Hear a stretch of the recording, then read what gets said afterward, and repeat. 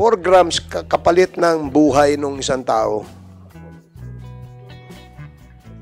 Nakakadalawang puntos ka na, Michi eh. Are you sure? Yes, sir. Michi, huwag kang magsisinungaling, ha? Was there a case filed against you about this operation? Sir, yung sa motopropyo, sir. Meron? Yes, sir. Pero, am I right that the person that was killed during that time, ang pangalan niya is Adan? Is that correct? No, sir. Anong pangalan nung napatay? Ronilon. The distance o yung distansya nung kayo'y nagkabarilan allegedly ni Mr. Brian Laresma ay 5 meters. Tumayo ka pa nga nun. Sinabi mo 5 meters. That's about times 3.2 feet. That's about 15 or 16 feet more or less. Binaril nyo lang yung tao kasi gusto niyan tumakas. Naiiwan ka na mag-isa dahil ginagawa yung mga coordination. Ano, Iha? Ikaw ang nagbantay kay Brian nung nakuha ninyo at yung mga kasamahan mo gumagawa pa ng coordination para gawin ninyong legitimate yung operations ninyo. Pero sa dami ng buy-bust mo, 2 lang ang may inkwentro. Yes, sir. Tama? At saka mukhang yan eh. Sige, mamaya, tanungin mo, isipin mo mabuti, tandaan mong mabuti kung ano yung nangyari nung first encounter mo. Dito naman tayo sa pangalawang enkwentro. Buy-bust din ang ginawa mo. Yes, sir. Okay. Ikaw ang lumapit sa suspect. Yes, sir. Sino kasama mo? Ang main backup ko, sir, ay si Police Corporal La Rosa, sir. Pero malayo-layo, sir, sa akin. Bumaba na, sir, ako sa motor. Okay. Yan bang, doon ka ba nakatira saan ka nakatira? Sir, taga Quezon, sir, ako, sir. Quezon ka. Yes, sir. So, posible na yung mga doon sa barangay na yon sa Quezon, sa Chaong, ay nakakakilala sa'yo bilang isang pulis. No, sir. Sa Riyaya po, sir, ako. Sa Riyaya ka. So, ibig sabihin, kasi may nangyari na sa yung ganong enkwentro doon, halos malapit din doon sa lugar na yun eh. So, maring sumikat ka doon sa lugar nyo na ikaw ay isang pulis at you cannot and will never be trusted na mag-conduct ka ng buy-bust kasi makikilala ka na kaagad eh. Di ba? So, nung lumapit ka sa suspect, pakikwento mo nga ano nangyari. Lumapit ka sa suspect. Lumapit, sir, ako sa suspect, sir. Binigay ko, sir, yung 500 pesos, sir, na usapan namin, sir. Nasaan siya? Nakasakay sa kotse? Sa bisikleta? No, sir. Bumaba, sir, siya sa motor, sir. Bumaba siya sa motor. Lumapit siya sa'yo. Kamo, ikaw lumapit. Ako, sir, ang lumapit, sir. Okay. Wala. Yung motor, sir, hindi na siya, sir, na dun sa may motor niya. Ako na, sir, ang lumapit. Pagdating namin dun, sir, sa area, ando na, sir, siya eh. Okay. Inabot mo yung 500. Yes, sir. Pagkatapos? Binigay, sir, sa akin yung basura, sir. Okay. Pagbigay sa'yo, gaano siya kalapit sa'yo? So, malapit lang, sir, ang distansya eh. Parang ganyan na lang kami, harapan lang na ganyan. Okay. So, inabot mo, binigay niya sa'yo yung drugs. Yes, sir. Yung basura, sabi mo, di ba? Binigay niya sa'yo yung drugs. Pagkatapos, anong ginawa mo? Di, sir, ay tinanggap ko, sir, yung pagkatanggap ko, sir, ng basura. Check ko, sir, kung basura nga, kung shabu nga, sir. Sir, positive. Nung pagka nilagay ko, ko, sir, yung basura ko, yung basurang galing sa kanya. Tanggal ko, sir, si sombrero ko, sir, para yun, sir, yung napag-usapan, sir, namin na pre-arrange signal, sir, eh. Pagkatanggal ko, sir, lumingon, sir, ako dun sa mga kasama ko. Paglingon ko, sir, lumingon din siya, sir. Pagka, sir, napamura pa, sir, siya, eh. Tapos bunot niya yung baril. Agwat, sir, ako. Umagwat ako, sir, eh. Atras, sir, ako. Ayun, sir, biglaan na kami. Pinutokan niya ako, sir. Napilitan na, sir, akong gamitin yung issued firearm ko, sir. Ano yung firearm mo? Glock 17, sir, 9mm, sir. At yung gamit ng suspect, ano? Sir? Revolver, sir. Revolver. Yung pinakita kanina sa litrato. Yes, sir. Ano ba siya? Kaliwete o kanan? Sa pagkakita ko, sir, ay kanan, sir. Yung Paano siya binunot bumunot niya. nung nakita mo? Ganito, sir. Ha? Saan niya binunot? Sa harap, sa likod, sa gilid, Sir, sa may- ulo? Sa... Para, sir, dito sa kaliwa, sa may kaliwa niya na eh. Kapag ganyan. So, kaliwa ng parte ng katawan niya, binunot. Yes, sir. So, sa madaling sabi, siya ay kanan. Yes, sir. Yun ang pagkakatanda mo. Yes, sir. Okay. Ikaw, ano ka? Kaliwete o kanan? Kanan, sir. Kanan. Dumistansya ka, matras ka, pinutok mo. Yes, sir. Bago pa siya nakapaputok. Hindi, sir. Nauna, sir, siya magpuputok, sir. Kaya ko lang, sir, siya pinutokan. Nauna, sir, siyang pumutok. So, saan mo siya tinira? Sir, sa lower part, sir, nung katawan niya sa paa. Hindi ko pa nga alam, sir, kung tinamaan. Nakita ko lang nung bumagsak na si ano eh. So, nung tinira mo, tinamaan sa paa, tumumba siya. Yes, sir. So, ang baril mo, anong baril mo? Glock 17, sir. 9 So, mm. 9mm yon. Okay. Mr. Chair? One last question, Your Honor, if I may. Just para lang, hindi ko lang makakalimutan. Doon ba sa... Ito bang si Brian, yung victim? Yung victim ba ay nasa OB ba ng Drug Enforcement Group ng Quezon? Sir, wala pong OB o order of battle, sir. O nasa ano ba siya? Listahan ba siya ng mga known pushers or o nasa watch list ba siya? Sir, hindi ko po, dahil Quezon na, sir, yun eh. Alam mo, ba't ka nag-operate? Unang-una may COPLAN yan. Meron yan summary of information, may SOI yan. Dapat hindi ka nag-operate. And according sa Barangay Lipahan, hindi nakalista si Brian Laresma sa watchlist ng PIDEA. Alam mo ba yun? Sergeant Michi Perez. No, sir. Hindi mo alam. O di hindi ka nag-COPLAN. Which is a requirement for the bypass operation. Correct? Tama, Michi? Yes or no? Oh, di ba? Pag magkukonda kayo ng operation, meron kayo sinasubmit na coordination, na COPLAN. Tsaka bypass yun eh. Alam mo. Oh, di ba?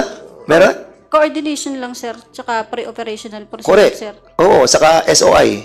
Yes, sir. Oh. Di ba? Eh di dapat inano mo, oh, kasama ba to sa mga watchlist? Ba't natin babayabas kung hindi kasama sa watchlist? Tsaka paano niya na-identify na may dalang droga yon kung hindi niya kinasing yon, hindi niya pinag-aralan yon. So alam mo,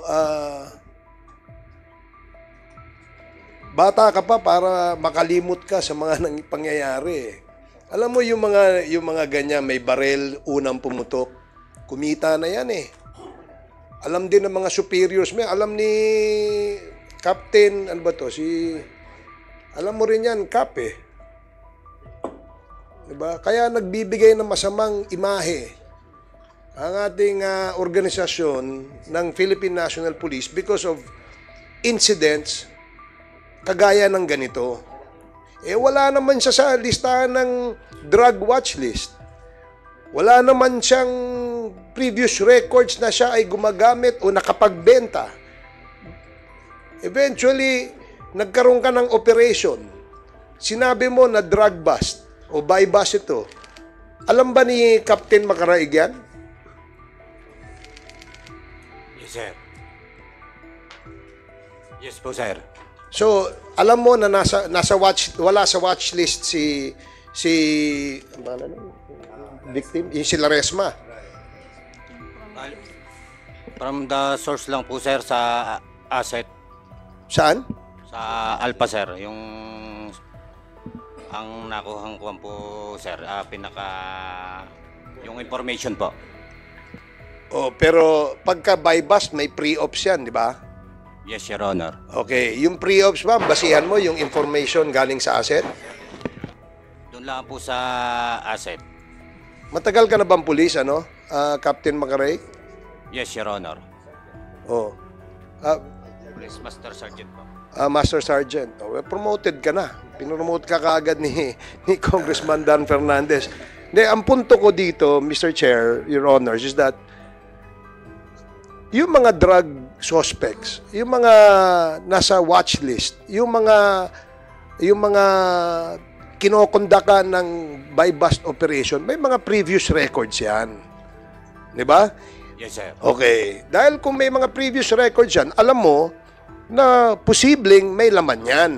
Ibig sabihin, may dala yan. Yes, sir. Di ba? O, ngayon, yung kwento dun sa affidavit ng kapatid ng victim, sinasabi niya na merong pera na inabot siya pambili ng solar, ano yun? Solar electric fan. Oh. Solar electric fan. Gaano karaming shabu nakita mo doon? Nakuha mo sa kanya? Bali po, hindi po ako nakakuha, Your Honor. Oh. Si Sige, gaano karami? Perez po. Mahigit, sir, 4 grams, sir. Mahigit 4 grams. Yes, sir. Okay. 4 grams kapalit ng buhay ng isang tao. Nakakadalawang puntos ka na, Michi eh. Di ba? So, buy bust din yung first encounter mo, di ba? Yes, sir. At nanlaban din.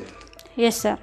So, yung kwentong yan, medyo, medyo, alam mo, If I may, Congressman go ahead. Barbers. Hindi, I'm running out of words to hindi, kasi say, I Mr. just wanted Chairman. to explore that issue as well. Kasi parang medyo familiar din ako dun sa issue yan. Michi, kasi bro, sandali lang, isa lang. Kasi babalikan natin yung issue yun. Sinasabi mo na meron din nangyaring buy bust operation. Kanina sinabi mo, hindi mo tandaan, pero something like 2016, di ba? Is that a legitimate buy bust operation? Was that recorded sa ating police station? Yes, sir. Are you sure? Yes, sir. Michi, huwag kang magsisinungaling, ha? Was there a case filed against you about this operation? Sir, yung sa motopropyo, sir. Meron? Yes, sir. Pero, am I right that the person that was killed during that time, ang pangalan niya is Adan? Is that correct? No, sir. Anong pangalan nung napatay? Ronilon... Ano ko lang, sir? Villalobos, sir, ang apelido, sir. Villalobo. Villalobos, sir. So, hindi ito yung Adan. Iba pa yung Adan. Sir, hindi ko, sir, kilala yung Adan. Hindi mo kilala yung Adan. Okay. Later on, we will be inviting those people as well, no? Kasi napanood nila yung ginagawa natin, eh. And there are 2 personalities who contacted us that you have the same kind of buy bust operation allegedly that was conducted. But for the meantime, I will be yielding the time of... are you done, Congressman Barbers? Yes, Not yet. Yes, I am. You are done. I yield to the... Okay, so... I yield to Congressman... Bago ako magtanong muna, I'll let Congressman Acop, then Congressman Kit Flores, and then I will, if others will not ask, I will be asking. Okay, Congressman Acop. Thank you, Mr. Chair. This would not form part of my interpellation. Ito po yung clarification lang dun sa sagot dun sa katanungan ni Honorable Barbers at nung last hearing kay Honorable Busita.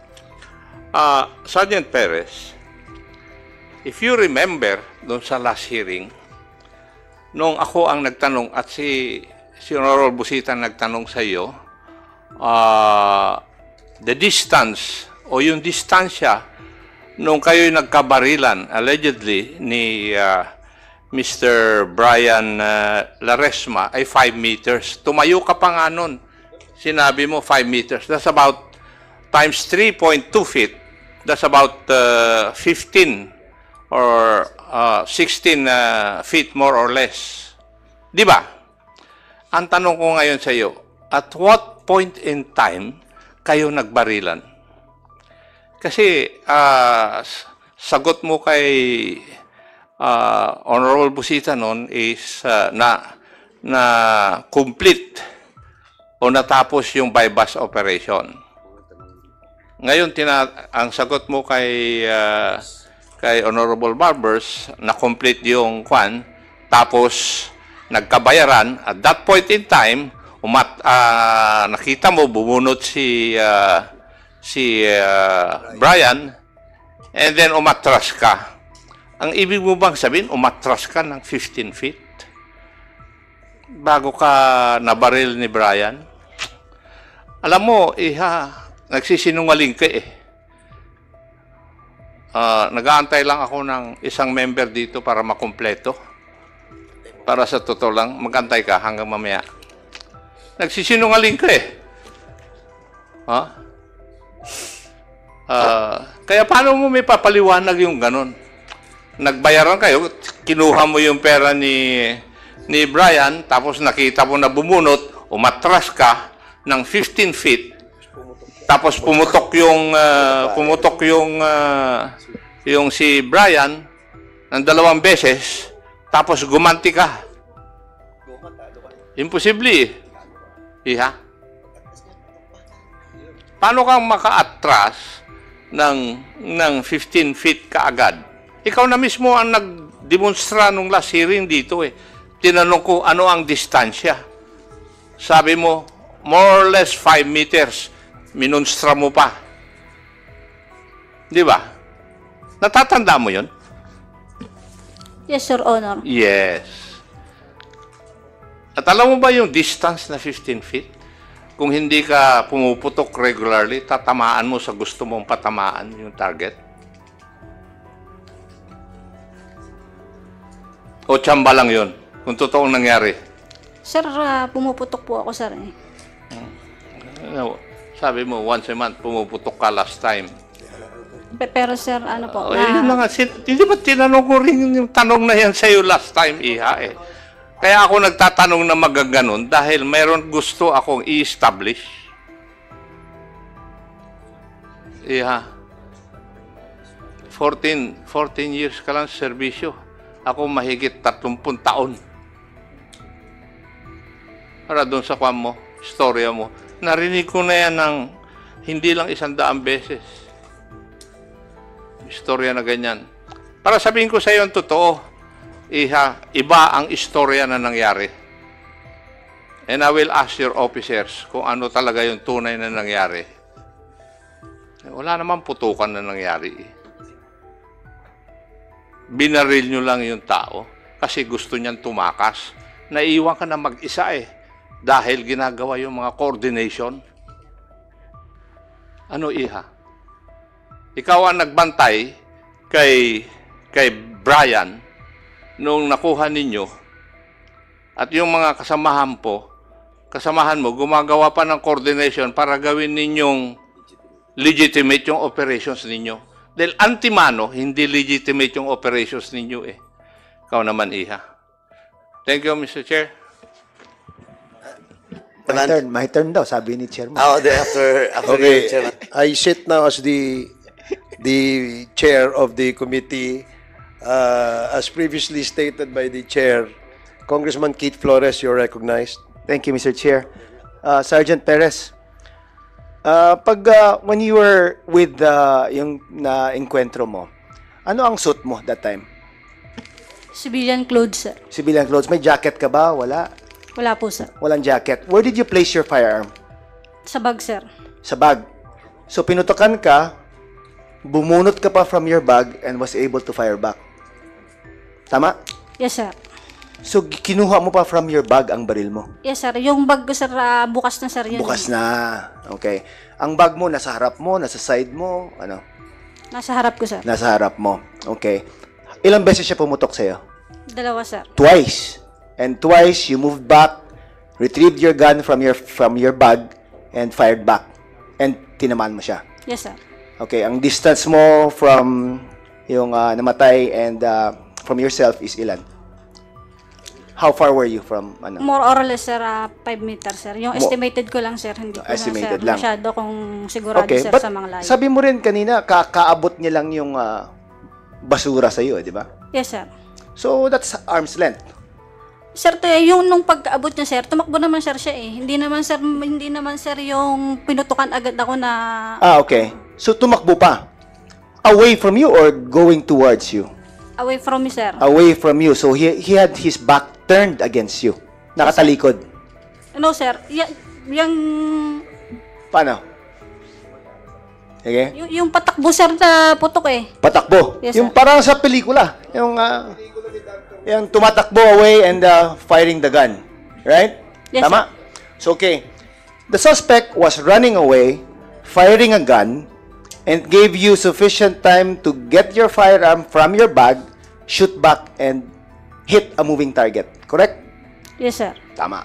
Okay. Galing nito. General Akop. Okay. Okay. Sige. Balik Are you ko, sir. done? I'll give it back to you. Sandali. Chairman Dan, I am not yet done. Okay. So, sige. Sergeant Perez, how many times did you fire your firearm? Isa lang po, sir. Isang discharge lang. Yes, sir. Okay. And at a distance of about 15 feet, you were able to hit a moving person. Tama, no? More or less, sir. Hindi More ko, or sir. less. Hindi ko, sir. Tansya ko lang, sir, yun. Okay. Is Soko here? Yes, sir. Yes, is Soko here? Yes, sir. The entry wound of the of the bullet wound, was it on the front part of the leg or the rear part of the leg? Ang entry. Your Honor, it's at the rear part of the leg. Rear part of the leg. The thigh.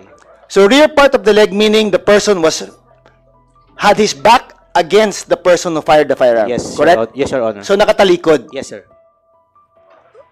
So running away. Possible. Possible na running away. Whether what can you determine from the bullet wound that where the distance of the person who fired the firearm as against the bullet wound? Sir, in absence of tattooing, what No we call tattooing. there was no tattooing, sir. So it was at a distance. Yes, sir. So rear, no, sa likod. Yes, sir. Okay. Absence of tattooing can be seen in at least more than 24 inches, sir. For the pistol, for the long firearm, it's at least 1 meter. Okay. So more than 2 feet, at least. Yes, more sir. than 2 feet. Yes, So it sir. could be 15 feet, it could be 20 feet, It could be, sir. because of the absence of tattooing. Yes, sir. Okay. Now, from your investigation of the entry of the bullet wound, na it being at the rear part of the leg, di ba? Does it indicate that there was no threat already to the person who fired the gun because he had his back turned? Yes, sir. It can be presumed that It there can was- be presumed, yes, correct? that there was no threat. Now, there was no direct threat to the person firing the gun because he had his back turned. Yes, sir. Okay. Thank you, Mr. Chair.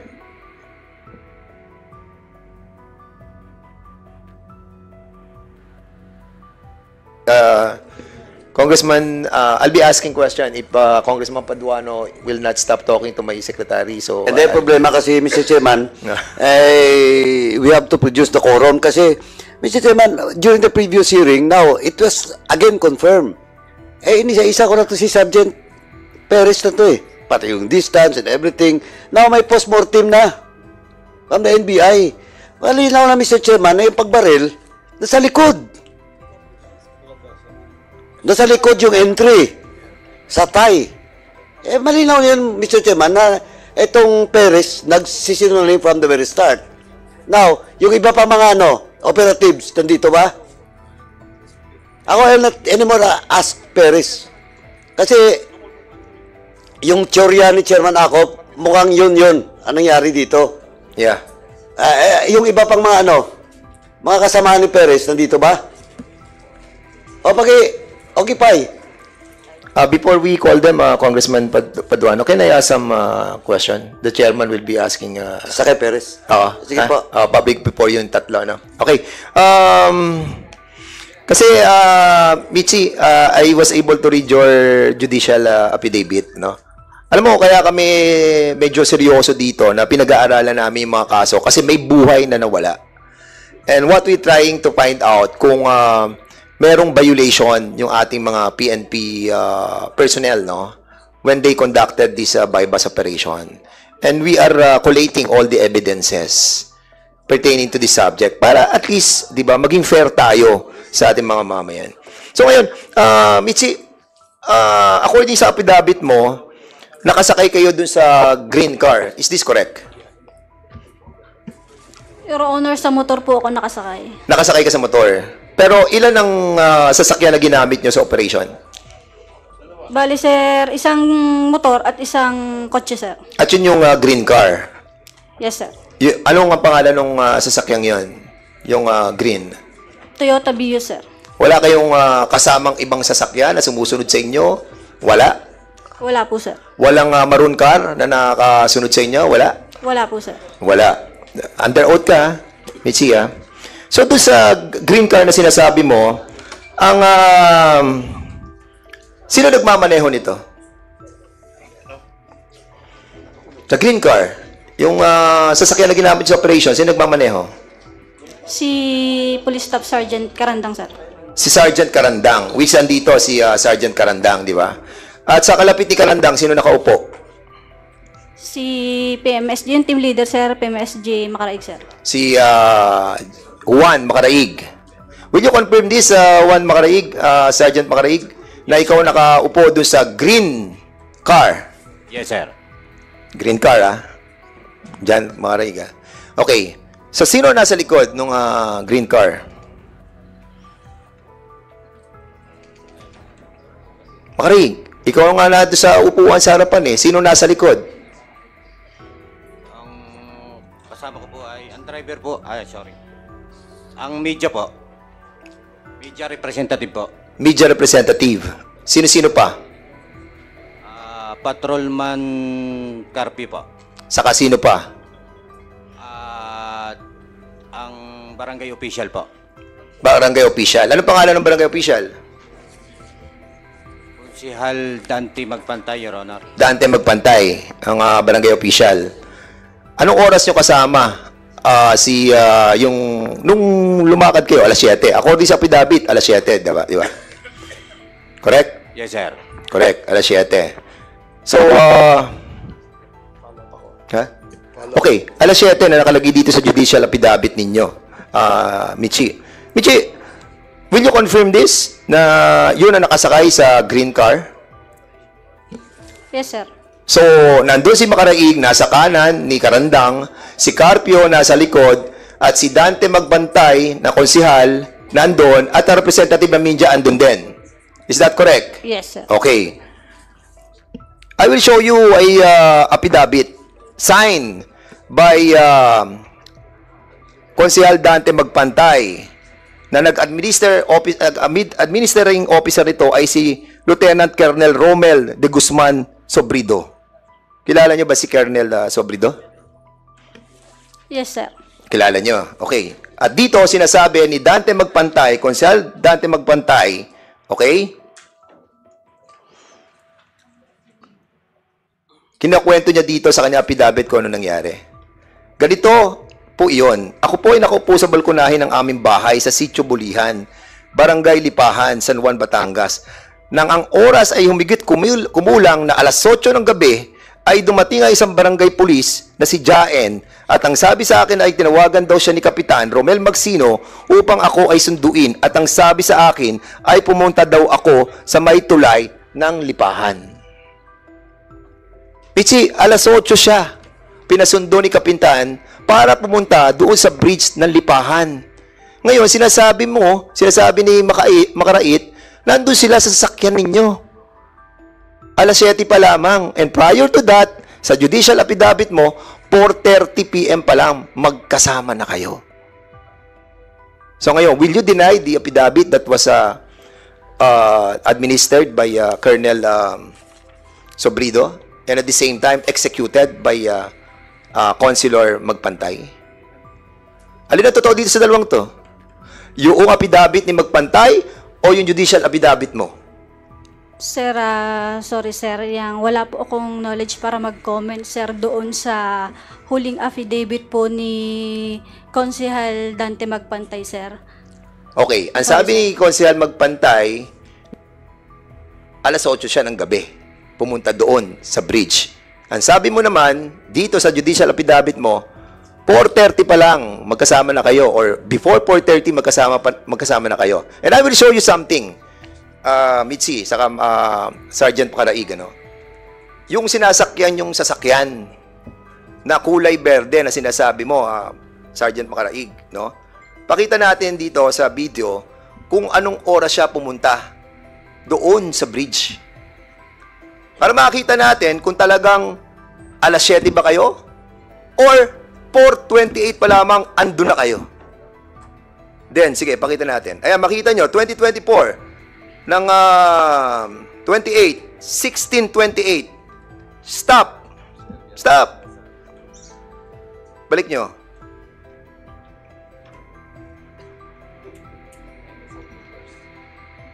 Stop. Mabagal tong ating mga technical. Ayan. Is that the car that you used? Ang gulong, kulay itim sa harapan, ang likod, silver. Magkaiba gulong sa harapan. Magkaiba ang gulong sa harapan saka sa likod.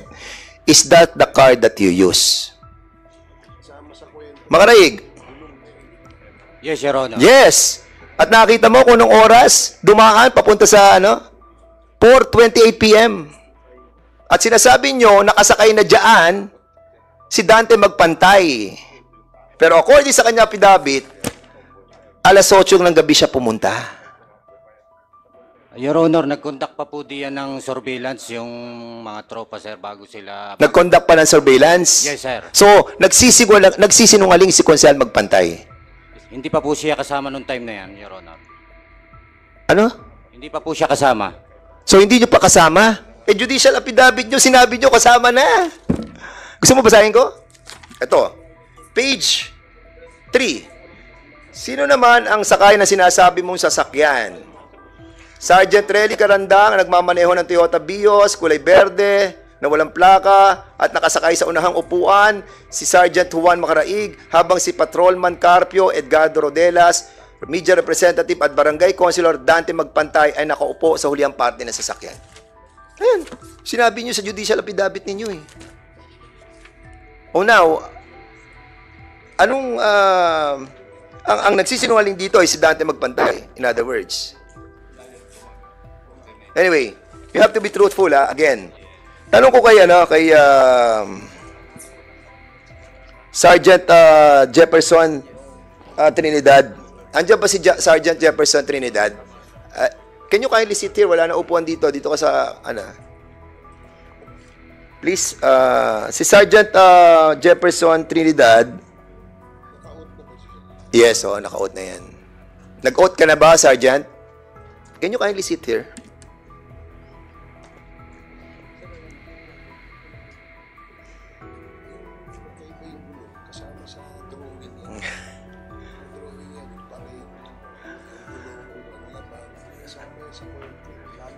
Can you kindly, paki-open mo nga uli? Pakita natin yung susunod na car.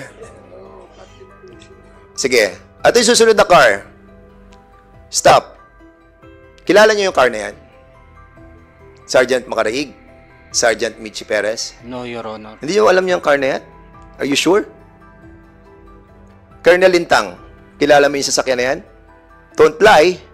Don't lie. I am not familiar with that. You are not familiar. Kilala, ang tanong ko, hindi ka pamilyar? Hindi po, Your Honor. Hindi yan impounded sa San Juan Municipal Station? Siguraduhin mo. Siguraduhin mo. Naka-impound ba yan? Hindi. Yes or no? Hindi ko po napapansin, Your Honor, sa... Hindi, siya ang station commander eh. Ikaw ang station commander, di ba? Do you have the list ng mga impounded na sasakyan? At yung taong may-ari ng sasakyan yan ay nakakulong pa sa police station ninyo. Kaya huwag kang magsisinungaling, Colonel Lintang, madadamay ka dito. I am telling you. Yan ba ay impounded car? Yes or no? Hindi po ako familiar, Your Honor, sa... Colonel Lintang, babalikan ka namin. Maniwala ka. We will be asking for the record of this car that is impounded in a municipal police station ng San Juan. Sige, Mr. Malinaw. Major, Colonel Malinaw, can you tell us about this car? Sir, good morning sa ating lahat po. Based on our continuing investigation conducted by my officer, it was established that the one Toyota Camry was impounded by the San Juan Municipal Police Station after it was apprehended for violation of reckless imprudence resulting to damage to property last April 14, 2022. And also, sir, it was based on the account of the witnesses and the video presented, ito po yung kinargahan ng biktima after the shootout. Kita mo? So, these findings, sir, that we have established in our continuing investigation will form part of the aggravating evidence that we have to be submitted, sir, in the ongoing criminal and admin case against these police officers. Rest assured, sir, itong effort po namin, sir, I will form part of the evidence to be used in the current admin and criminal cases, sir. PD Malinaw, thank you so much. And RD, Lucas, thank you so much for that confirmation. No? And masakit man, pero we have to clean up yung ating pong structure. Colonel Lintang, alam mo to, police station mo to. I reminded you kanina, not to lie. Di ba? And you are protecting your men. In this kind of situation, when somebody died, you don't have to protect your men. Ha? Ang kailangan, gamitin mo yung puso at wisdom mo. But in this case, naka-impound sa inyo yan, 2 taon na, hindi mo pa rin alam? Hindi ka ba naawa doon sa mga pinatay ng ganun-ganun na lamang? Ha, Colonel Lintang?